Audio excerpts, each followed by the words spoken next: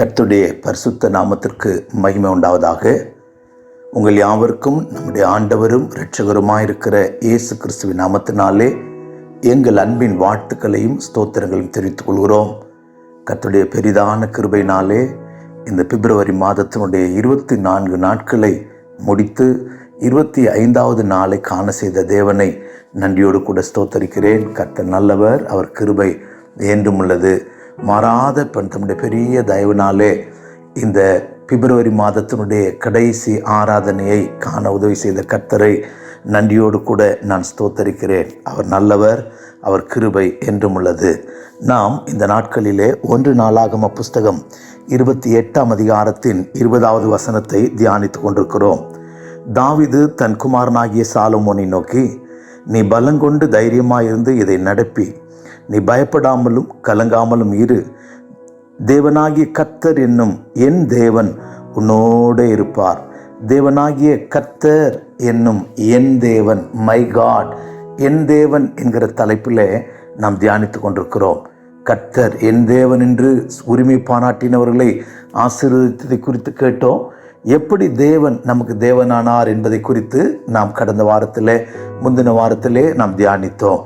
Abraham நதிக்கு அக்கறையிலே வேறே தேவர்களை சேவித்தான். கர்த்தர் அவனை அழைத்து வேறு பிரித்து விருத்த சேதன உடன்படிக்கை நிமித்தம் அவனுக்கு தேவனாய் மாறினார். அவன் தேவனுடைய ஜனமாய் மாறினான் என்று தியானித்தோம். ஆம் பிரியமானவர்களே, விருத்த சேதன உடன்படிக்கையினாலேயும் இரண்டாவதாக இஸ்ரவேல் ஜனங்கள் மத்தியிலே, இஸ்ரவேல் ஜனங்கள் எகிப்திலே அடிமைகளாயிருந்தார்கள். அடிமைத்தனத்திலிருந்து விடுதலையாக்கி அவர்களை கர்த்தர் தம்முடைய ஜனமாக்கி சேர்த்து கொண்டு அவர்களுக்கு தேவனானார் என்பதை குறித்து தியானித்தோம். கர்த்தருடைய வார்த்தைக்கு செவி கொடுக்கும்போது நாம் அவருடைய ஜனமாகிறோம் என்பதை குறித்து கடந்த நாட்களில் நாம் தியானித்தோம். இன்றைக்கு கர்த்தருக்கு ஸ்தோத்திரம், யாத்ராகம புஸ்தகம் 29ஆம் அதிகாரத்திலே ஆண்டவர் எப்பொழுது தேவனாயிருப்பேன் என்று அழகாக சொல்லுகிற ஒரு வார்த்தையை நாம் படிக்க முடியும். Exodus chapter 29 verse 45. யாத்திராகமம் 29:45. இஸ்ரவேல் புத்திரரின் நடுவே நான் வாசம் பண்ணி அவர்களுக்கு தேவனாயிருப்பேன். கர்த்தருடைய நாமத்திற்கு மகிமை உண்டாவதாக. இஸ்ரவேல் புத்திரருடைய ஜனத்தின் நடுவே நான் வாசம் பண்ணி அவர்களுக்கு தேவனாயிருப்பேன். அப்படியானால் இங்கே ஒரு வார்த்தையை நாம் படிக்கிறோம். தேவன் ஜனங்களின் நடுவே வாசம் பண்ணி அவர்களுக்கு தேவனாய் இருக்க விரும்புகிறார். அப்படியானால் நம்முடைய தேவன் எவ்வளோ நல்ல தேவன். நம் நடுவிலே நம்மோடு கூட அவர் வாசம் பண்ண விரும்புகிறார். இஸ்ரவேல் புத்திரரின் நடுவே நான் வாசம் பண்ணுவேன் என்று சொல்லுகிறார். அப்படியானால் தேவன் ஆதியாகம புஸ்தகத்திலிருந்து வெளிப்படுத்தல் வரைக்கும் படிக்கும்போது தேவனுடைய அலாதி பிரியம் மனுஷனோடு, தன்னுடைய சாயலாக தன்னுடைய ரூபத்தின்படி உருவாக்கப்பட்ட மனுஷனோடு கூட வாசம் பண்ண, நிவாசம் செய்ய, அவனோடு கூட பேச தேவன் அலாதி பிரியம் வைத்திருக்கிறார். அதனால்தான் ஆதியாகம புஸ்தகம் 3ஆம் அதிகாரத்திலே 8ஆம் வசனத்திலே பகலிலே குளிர்ச்சியான வேளையிலே தேவனாகிய கர்த்தர் தோட்டத்திலே உலாவுகிற சத்தத்தை அவர்கள் கேட்டார்கள் என்று படிக்கிறோம். பகலிலே குளிர்ச்சியான வேளையிலே தன்னுடைய சாயலாய் தன்னுடைய ரூபத்தின்படி சிருஷ்டிக்கப்பட்ட ஆதாமோடும் ஏவாளோடும் சம்பாஷிக்கும்படி வாசம் பண்ணும்படி தேவன் இறங்கி வருகிறதை பைபிளில் நாம் வாசிக்கிறோம். அதே போல வெளிப்படுத்தல் 21ஆம் அதிகாரத்தில் படிக்கும்போது இதோ மனுஷரிடத்திலே தேவனுடைய வாசஸ்தலம் இருக்கிறது. கர்த்தருடைய நாமத்திற்கு மகிமை உண்டாகட்டும். அப்படியானால் தேவனுடைய அலாதி நோக்கம் உங்களோடு என்னோடு கூட வாசம் பண்ண வேணும் என்று கர்த்தர் விரும்புகிறார். கர்த்தருடைய நல்ல நாமத்திற்கு மகிமை உண்டாவதாக. எனக்கு அருமையான தேவனுடைய ஜனமே, கர்த்தர் நம் நடுவில் வாசம் பண்ணுவதற்கு நாம் என்ன செய்ய வேணும்? இன்னும் கூட எசேக்கியேல் தீர்க்கதரிசியின் புஸ்தகத்தை நாம் படிக்கும்போது இஸ்ரவேல் ஜனங்கள் அடிமைத்தனத்திலிருந்து திரும்பி வருகிற முன்பாக கர்த்தர் அவளுக்கு ஒரு வாக்கு பண்ணுகிறார். 37ஆம் அதிகாரத்திலே, எசேக்கியேல் 37ஆம் அதிகாரத்திலே நான் வாசிக்கும்போது தேவன் அவர்களுக்கு ஒரு ப்ராமிஸ் பண்ணுறார். என்ன ப்ராமிஸ்னா 26வது வசனத்தையும் 27வது வசனத்தையும் வாசிக்க கேட்கலாம். நான் அவர்களோடு சமாதான உடன்படிக்கை செய்வேன், அது அவர்களுக்கு நித்திய உடன்படிக்கையாக இருக்கும். நான் அவர்களை நிலைப்படுத்தி அவர்களை வர்த்திக்க பண்ணி அவர் நடுவிலே என் பரிசுத்த ஸ்தலத்தை என்றென்றைக்கும் ஸ்தாபிப்பேன். என் வாசஸ்தலம் அவரிடத்தில் இருக்கும். இருக்கும். நான் அவர்கள் தேவனாயிருப்பேன், அவர்கள் என் ஜனமாயிருப்பார்கள். கர்த்தருக்கு ஸ்தோத்திரம். ஆண்டவர் சொல்லுகிறார், நான் அவரை நிலைப்படுத்தி வர்த்திக்க பண்ணி நடுவிலே பரிசுத்த ஸ்தலத்தை என்றென்றைக்கு ஸ்தாபிப்பேன். என் வாசஸ்தலம் அவர்களிடத்தில் இருக்கும். ஜனங்களிடத்திலே தம்முடைய வாசஸ்தலத்தை ஸ்தாபிக்க, அதை நிலைப்படுத்த கர்த்தர் ஆசையா இருக்கிறார். கர்த்தருடைய நாமத்திற்கு மகிமை உண்டாகட்டும். பிரியமானவர்களே, தேவன் நம்மோடு கூட அவருடைய வாசஸ்தலத்தை வாசம் பண்ண, வாசஸ்தலத்தை ஸ்தாபிக்க அவர் ஆசையா இருக்கிறார். அதனாலதான் சாலமோன் கூட 1 ராஜாக்களின் புஸ்தகத்திலே 6ஆம் அதிகாரத்திலே நாம் படிக்கும்போது அவனிடத்திலே தேவன் பேசுகிற இந்த வார்த்தையை நமக்கு சொல்ல முடியும். கர்த்தருடைய நல்ல நாமம் மகிமைப்படுவதாக. கர்த்தர் சாலமோன் இடத்துல பேசும்போது 1 ராஜாக்கள் 6ஆம் அதிகாரம் 13வது வசனத்தை, இஸ்ரவேல் புத்திரர் நடுவிலே வாசம் பண்ணி என் ஜனமாகி இஸ்ரவேலை நான் கைவிடாதிருப்பேன். அப்படியே சாலமோன் ஆலயத்தை கட்டி முடித்தான். ஆலயத்தை கட்டும்போது ஆலயத்தில் வாசம் பண்ண ஆண்டவர் அவனுக்கு ஒரு வாக்கு பண்ணுகிறார். இஸ்ரவேலின் ஜனத்தின் நடுவிலே வாசம் பண்ணி நான் அவர்களை கைவிடாதிருப்பேன். கர்த்தருக்கு ஸ்தோத்திரம். கர்த்தர் நம்முடைய ஜனத்தின் நடுவிலே சாலமோனுடைய ஆலயத்திலே, கர்த்தருக்கு ஸ்தோத்திரம், ஏன் ஆதி ஏதேனிலே கர்த்தருக்கு ஸ்தோத்திரம், ஆசரிப்பு கூடாரத்தில் எல்லாம் கர்த்தர் வாசம் பண்ண அவர் ஆசையா இருந்ததை குறித்து இங்கே நாம் படிக்கிறோம். கர்த்தருடைய நல்ல நாமம் மகிமைப்படுவதாக. கர்த்தருக்கு ஸ்தோத்திரம். இங்கே நாம் யாத்திராகம புஸ்தகத்தில் 25ஆம் அதிகாரத்தில் வாசிக்கும் போது 8வது வசனத்தில் ஆண்டவர் மோசேயை பார்த்து இவ்விதமாய் சொல்லுகிறார், நான் அவர்கள் நடுவில் வாசம் பண்ண எனக்கு ஒரு பரிசுத்த ஸ்தலத்தை உண்டாக்குவீர்களாக. பரிசுத்த ஸ்தலத்தை உண்டாக்கு. அப்படியானால் நான் அவர் நடுவில் வாசம் பண்ண விரும்புகிறேன். தேவன் தம்முடைய தயவுள்ள விருப்பத்தை, அவர் மனப்பூர்வமான சித்தத்தை தேவன் மோசேக்கு வெளிப்படுத்துகிறார். மோசே, என் ஜனத்தின் நடுவில் நான் வாசம் பண்ண விரும்புகிறேன். கர்த்தருக்கு ஸ்தோத்திரம். ஜனத்தின் நடுவிலே கர்த்தர் வாசம் பண்ண விரும்புகிறார். இந்த ஜனங்கள் எவ்வளவு பெரிய பாக்கியசாலிகள். கர்த்தருக்கு ஸ்தோத்திரம். அதற்காக நீ ஒரு காரியம் செய். என்ன செய்யணும்னா 2வது வசனத்திலே 25:2 யாத்திராகம புஸ்தகம், இஸ்ரவேல் புத்திரர் எனக்கு காணிக்கையை கொண்டு வரும்படி அவர்களுக்கு சொல்லு. மனப்பூர்வமாய் உற்சாகத்துடன் கொடுப்பவன் எவனோ அவனிடத்தில் எனக்கு காணிக்கையை வாங்கு. கர்த்தருக்கு ஸ்தோத்திரம். ஜனங்களிடத்துல காணிக்கை வாங்க சொல்லுகிறார். எல்லாரிடத்திலும் சொல்லல, மனப்பூர்வமாய் உற்சாகமாய் கொடுக்கிற இடத்துல எனக்கு காணிக்கை வாங்கி எனக்கு ஒரு வாசஸ்தலத்தை கட்டு, எனக்கு ஒரு ஆசரிப்பு கூடாரத்தை கட்டு, நான் வாசம் பண்ணுகிற habitation of God, dwelling place of God, எனக்காக நீ அதை ஆயத்தப்படுத்து என்று சொல்லுகிறார். கர்த்தருடைய நல்ல நாமத்திற்கு மகிமை உண்டாகட்டும். இங்கே ஒரு சத்தியத்தை நாம் படிக்கிறோம். நம்மை தேவ சித்தத்திற்கு, ஆண்டவரே, நான் உம்முடைய வாசஸ்தலமாய் மாற விரும்புகிறேன், நீர் எனக்குள்ளே வந்து வாசம் பண்ணும், நீர் என் தேவனாயிரும், நான் உம்முடைய ஜனமாயிருப்பேன் என்று யாரெல்லாம் தங்களை ஒப்பு கொடுக்கிறார்களோ, யாரெல்லாம் தங்களை சமர்ப்பிக்கிறார்களோ, தேவ சித்தத்திற்கு மனப்பூர்வமாய், கட்டாயத்தின் பேரில் அல்ல, மனப்பூர்வமாய் கர்த்தருக்கு ஸ்தோத்திரம் ஒப்பு கொடுக்கிறார்களோ அவர்களை தேவன் தம்முடைய வாசஸ்தலமாய் மாற்றுவார். கர்த்தருக்கு ஸ்தோத்திரம். பவுல் சவுலா இருக்கும்போது அவன் தமஸ்குக்கு நேராய் ஓடிக்கொண்டிருக்கிற போது, கிறிஸ்தவர்களை துன்பப்படுத்த ஓடும்போது இயேசு அவனை சந்திக்கிறார். சவுலே சவுலே, நீ ஏன் என்னை துன்பப்படுத்துகிறாய்? இந்த சத்தத்தை கேட்டு நீர் யார் ஆண்டவரே என்று சொன்னான். நீ துன்பப்படுத்துகிற இயேசு நானே, நீ துன்பப்படுத்துகிற இயேசு நானே என்று சொன்னபோது சவுல் உடனே சொல்கிறான், ஆண்டவரே, நான் என்ன செய்ய சித்தமாயிருக்கிறீர்? நான் என்ன செய்ய சித்தமாயிருக்கிறீர்? அவன் தேவன் சித்தத்திற்கு தன்னை அர்ப்பணித்தான். ஆண்டவரே, தன்னுடைய சித்தத்தையே தேவன் அவனை சந்தித்த போது அவன் தன்னை ஒப்பு கொடுத்தான். அவனை தான் கர்த்தர் அவருடைய வாசஸ்தலமாய், வல்லமை விளங்கும் பெட்டியாய் அவனை மாற்றினார். பாருங்கள், அவன் உருமால்களை போட்ட போது வல்லமை, அவன் சரீரத்திலிருந்து வல்லமை, அவன் வாயின் வார்த்தையில வல்லமை, பார்வையில வல்லமை.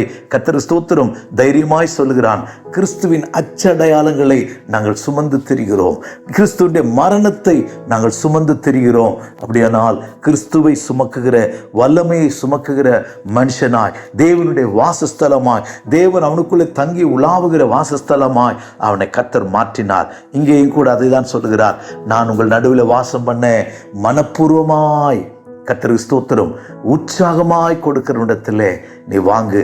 அதோடு கூட இன்னொரு பிரமாணம், ஆதி யாத்திராகமம் 36ஆம் அதிகாரத்திலே 3வது வசனத்திலே படிக்கும்போது 36ஆம் அதிகாரத்தினுடைய 3வது வசனத்திலே அவர்கள் இஸ்ரவேல் புத்திரர் திருப்பணிக்கடுத்த சகல வேலைக்காகவும் கொண்டு வந்த காணிக்கை பொருட்களை எல்லாம் மோசேயினிடத்திலே வாங்கி கொண்டார்கள். பின்னும் ஜனங்கள் காலைதோறும் தங்கள் இஷ்டமான காணிக்கைகளை அவனிடத்தில் கொண்டு வந்தார்கள். பாருங்கள், திருப்பணிக்கடுத்த தேவாலய திருப்பணிக்கடுத்த பொருட்கள் எல்லாம் அவங்க காலையில் கொண்டு வந்து கொடுத்தாங்களாம். இங்கே நான் 3 காரியத்தை குறிப்பிட விரும்புகிறேன். ஒன்று, மனப்பூர்வமாய்; 2வது, உற்சாகமாய் கர்த்தருக்கு ஸ்தோத்திரம்; 3வது, அதிகாலையிலே தன்னை ஒப்பு கொடுத்தார்களாம். இதை நான் புதிய பாட்டு காரியமாய் நான் சொல்லுகிறேன். கர்த்தர் நம்முடைய பணமோ பொருளோ அவருக்கு வேண்டியதில்லை. பூமியில் இருக்கிற செல்வங்கள் எல்லாம் என்னுடையது, பூமியும் அது நிறைவும் என்னுடையது என்று கர்த்தர் சொல்லுகிறார். ஆனால் கர்த்தர் வேற யாரையும் அல்ல, கைகளால் கட்டப்படாத ஆலயத்திலே அவர் வாசம் பண்ண விரும்புகிறார். உன் இதய ஆலயத்திலே அவர் வாசம் பண்ண விரும்புகிறார். உன் இருதயத்திலே அவர் வாசம் பண்ண விரும்புகிறார். கர்த்தருக்கு ஸ்தோத்திரம். உன்னை கர்த்தர் அவருடைய வாசஸ்தலமாக, கர்த்தர் தங்குகிற, கர்த்தர் வாசம் பண்ணுகிற, கர்த்தர் இளைப்பாறுகிற இடமாய் உன்னை கர்த்தர் மாற்ற விரும்புகிறார். நீ எவ்வளவு பெரிய விசேஷித்த மனுஷன்! இந்த காலை வேளையில கர்த்தருடைய இருதயம் உன்னை நோக்கி பார்த்து பேசுகிறது. கர்த்தர் உன்னோடு கூட பேச விரும்புகிறார். உன் இருதயத்தை எனக்கு தான், நான் உனக்குள்ளே வாசம் பண்ண விரும்புகிறேன். நான் உனக்குள்ளே வாசம் பண்ணி உனக்குள்ளே தங்கி நான் வாசம் பண்ண தேவனாய் வாஞ்சிக்கிறேன். நீ என்னுடைய ஜனமாய் இருக்க விரும்புகிறேன். நான் உனக்கு தேவனாய் இருக்க விரும்புகிறேன் என்று கர்த்தர் உன்னோடும் என்னோடு கூட அவர் பேசிக் கொண்டிருக்கிறார். நம்முடைய இருதயத்தை திறந்து கொடுப்போமா? மனப்பூர்வமாய் கொடுப்போமா? கர்த்தர் ஸ்தோத்திரம். தேவனே, சவுலை போல நம்ம ஒப்பு கொடுப்போமா? என்ன செய்ய சித்தமா இருக்கிறீர் ஆண்டவரே? என்னை கொண்டு என்ன செய்ய சித்தமா இருக்கிறீரோ என்னை ஒப்படைக்கிறேன். முதலாவது, மனப்பூர்வமாய் ஒப்பு கொடுப்போம். ஏதோ கசப்பினால் அல்ல, வைராக்கியத்தினால் அல்ல, கர்த்தர் ஸ்தோத்திரம், கட்டாயத்தினாலும் அப்படிலாம் இல்லை. கர்த்தர் ஸ்தோத்திரம், மனப்பூர்வமாய் உங்களுடைய சரீரத்தை ஜீவ பலியாய் ஒப்பு கொடுப்போம், காணிக்கையாய் ஒப்பு கொடுப்போம், புத்தியுள்ள ஆராதனை செய்கிற ஸ்தலமாய் உங்களுடைய ஜீவியம் மாறுவதற்கு ஒப்பு கொடுப்போம். இந்த கால வேளையில் ஆண்டவரே, முற்றிலுமாய் சமர்ப்பிக்கிறேன், என்னை முற்றிலுமாய் ஒப்பு கொடுக்கிறேன். உம்முடைய சித்தம் என்னில நிறைவேறட்டும், உம்முடைய விருப்பம் என்னில நிறைவேறட்டும், சித்தம் இயேசுவே என்று நாம் ஒப்பு கொடுக்கலாமா? பரிசுத்தவான்கள் எத்தனை அழகாய் பாடியிருக்கிறார்கள்.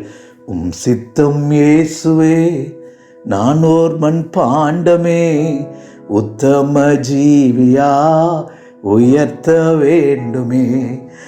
சித்தம் இயேசுவே, உம்முடைய சித்தம் என்னில் நிறைவேறட்டும் ஆண்டவரே என்று நம்மை ஒப்பு கொடுக்கிற மனுஷராய் நீங்கள நானும் மாறிடுவோம். அப்படியானால் கர்த்தர் ஸ்தோத்திரம், அல்லேலூயா. கர்த்தர் உங்களுக்குள்ள எனக்குள்ள வாசம் பண்ணுவார். உடைய இருதயத்திலே கர்த்தர் வந்து வாசம் பண்ணுவார். கர்த்தர் ஸ்தோத்திரம். அதிகாலையில் எழும்பி நம்மை ஒப்பு கொடுப்போம். அதிகாலையில் எழும்பி நம்முடைய சரீர அவயவங்களை கர்த்தருக்கு ஜீவ பலியாய் பலிபீடத்தில் வைப்போம். எங்களுக்கு ஒரு பரிசுத்தவான் இருந்தார், பாஸ்டர் எஸ்பி ஆனஸ்ட் என்கிற ஒரு பரிசுத்தவான். காலையில் எழும்பி தன்னுடைய தலைமயிர் தொடங்கி தன்னுடைய கால் நகம் வரைக்கும் ஒவ்வொன்றாய் பலிபீடத்தில் வைப்பார். ஆண்டவரே, என் தலைமுடியை பலிபீடத்தில் வைக்கிறேன், என் கண்களை பலிபீடத்தில் வைக்கிறேன், என் நெற்றியை பலிபீடத்தில் வைக்கிறேன். தன் சரீர அவயவங்களை பலிபீடத்தில் வைத்து வைத்து வைத்து ஸ்தோத்திரம் பண்ணுவார். கர்த்தருக்கு ஸ்தோத்திரம். அவர் மரிக்கிறதுக்கு முன்பு 6 மாதங்களுக்கு முன்பே தன்னுடைய ஓட்டத்தை குறித்து சரியாக நிதானித்து விட்டார். என்னை டெல்லி கன்வென்ஷனுக்கு போவேன், என்னை கொண்டு வருவாங்கன்னு சொல்லி கர்த்தருக்கு ஸ்தோத்திரம். தன் மரணத்தை குறித்து அருமையான ஒரு மரணம். கர்த்தருக்கு ஸ்தோத்திரம். தேவன் தம்முடைய பரிபூர்ண சித்தத்தை அவருக்குள்ளே நிறைவேற்றினார். பிரியமானவர்களே, உங்களை ஒப்பு கொடுப்போம். மனப்பூர்வமாய் ஒப்பு கொடுப்போம். உற்சாகமாய், சோர்ந்து போய் அல்ல, ஏதோ பிரசங்கத்தை கேட்கிறதுனால அல்ல, மற்றோட கட்டாயத்தினால் அல்ல. கர்த்தருக்கு ஸ்தோத்திரம். ஆண்டவரே, என்னையே உம்முடைய கரத்தில் வைக்கிறேன், என்னையே பலிபீடத்தில் வைக்கிறேன்.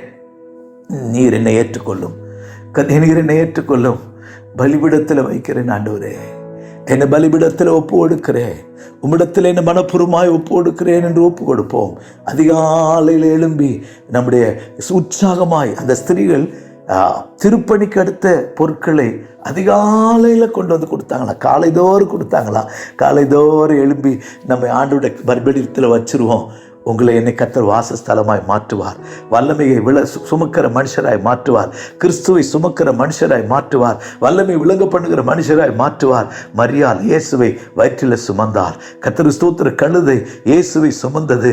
இவைகளெல்லாம் விழுப்பெரிய பாக்கியம் பெற்றது. பேதுருடைய படவில இயேசு ஏறி நின்றார். கர்த்தர் ஸ்தோத்திரம். எத்தனை பாக்கியம், எத்தனை பாக்கியம்! இந்த இயேசுவை நீங்களும் நானும் அவருடைய அச்சடையாளங்களை, அவருடைய வல்லமையை இருதயத்தில் சுமக்கிற மனுஷராய் நாமும் மாறுவோம்.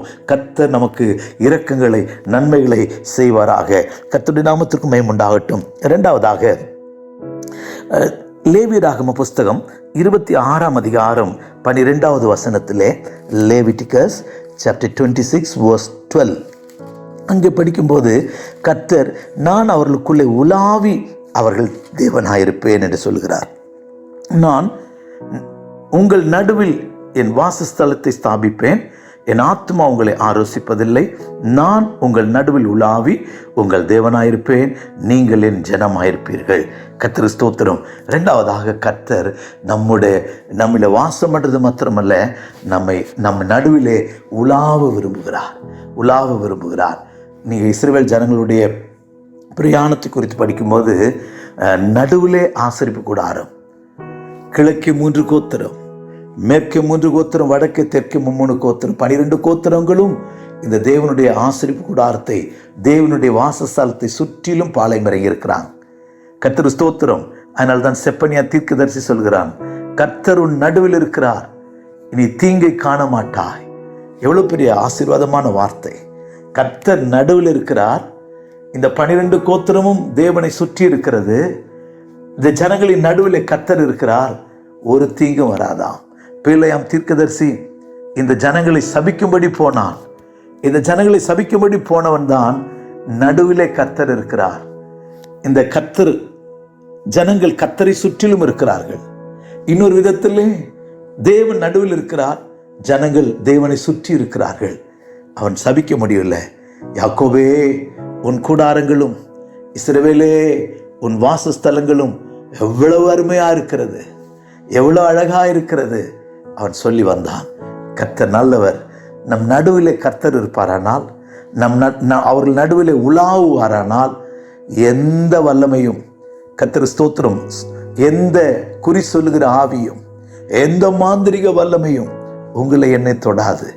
கர்த்தர் விரும்புகிறார், நான் அவர் நடுவிலே உலாவி, நான் உங்கள் நடுவிலே உலாவி உங்கள் தேவனாயிருப்பேன். ரெண்டாவது, ஆண்டவர்கிட்ட சொல்லுவோம், ஆண்டவர் எங்கள் இடத்துல உலாவுங்கப்பா, நீங்கள் உலாவுங்கப்பா, நீங்கள் எங்கள் மத்தியில் உலாவினா எங்களுக்கு நன்மை ஆண்டவரே. கர்த்தர் ஸ்தோத்திரம். தேவன் எங்கே உலாவினதை குறித்து படிக்கிறோம். உபாகம புஸ்தகம் 23ஆம் அதிகாரம் 14வது வசனத்தில் படிக்கும்போது, உன் தேவனாகிய கர்த்தர் உன்னை ரட்சிக்கவும், உன் சத்துருக்களை உன்னை கையில் ஒப்பு கொடுக்கவும் உன் பாளையத்திற்குள்ளே அவர் உலாவிக் கொண்டிருக்கிறார். கர்த்தர் ஸ்தோத்திரம். தேவனாகிய கர்த்தர் உன்னை ரட்சிக்கவும், உன் சத்துருக்களை உனக்கு ஒப்பு கொடுக்கவும் உன் பாளையத்திற்குள்ள உலாவிக் கொண்டிருக்கிறார். ஆகையால் அவர் உன்னிடத்தில் அசுசியான காரியத்தை கண்டு உன்னை விட்டு விலகி போகாதபடி பாளையம் சுத்தமாக இருக்கட்டும். நமக்குள்ள இருக்கிற எல்லா அசுசிகளை நீக்கி போடுவோம். அசுசியானவைகளை கண்டுபிடித்து அவளை கேதரோ நாட்டிலே தள்ளி போடுவோம். சுத்திகரியும் ஆண்டவரே. மாம்சத்திலும் ஆவியில் உண்டாயிருக்கிற அசுசி நீங்க நம்மை சுத்திகரித்துக் கொள்வோம். கர்த்தர் நமத்தில் எழுந்தருளட்டும். கர்த்தர் நமக்குள்ளே உலாவட்டும். கர்த்தர் ஸ்தோத்திரம். அவர் உலாவும் போது என்ன நடக்குமாம்? சத்துருக்கள் பின்னிட்டு போவார்கள். சத்துருக்களை நம்முடைய கையில் ஒப்பு கொடுப்பார். கர்த்தர் சத்துருக்களில் நம்ம ஒப்பிடாமல் நம்ம ரட்சிக்க அவர் போதுமானவராக இருக்கிறார். எத்தனை பேர் வாஞ்சிக்கிறோம், எத்தனை பேர் விரும்புகிறோம்? ஆண்டவரே, எங்கள் நடுவில் உலாவி எங்கள் தேவனாயிரும், எங்கள் நடுவில் உலாவி எங்கள் தேவனாயிரும். கர்த்தருடைய நாமத்திற்கு மகிமை உண்டாகட்டும். இஸ் டுவெல்லிங் பிளேஸ், கர்த்தருடைய உலாவுகிற, கர்த்தர் தங்குகிற இடமாய் நீங்களும் நானும் மாறுவோமாக. இரண்டாவதாக, கர்த்தர் ஸ்தோத்திரம். நான் படிக்கும்போது, பகலிலே குளிர்ச்சியான வேளையிலே கர்த்தர் உலாவினதை ஆதியாகமம் 3:8 பேசும்படியாய், நமக்கு சத்தியத்தை சொல்லிக் கொடுக்கும்படியாய், நம்மை வளர்க்கும்படியாய், இன்னும் பூரணத்தை நோக்கி வளரும்படி உலாவிக் கொண்டிருக்கிறார்.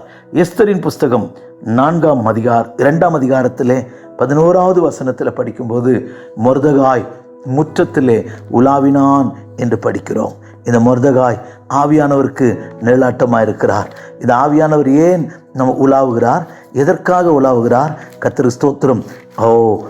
நமக்கு நன்மை உண்டாக்கும்படியாக, நமக்கு சுக செய்தி அறியும்படியாக, உனக்கும் எனக்கு நடக்க போகிற நல்ல காரியங்களை அறியும்படியாக இந்த மொர்தெகாய் நமக்குள்ளே உலாவிக் கொண்டிருக்கிறார். பாருங்கள், எஸ்தர் 2ஆம் அதிகாரம் 11வது வசனம்.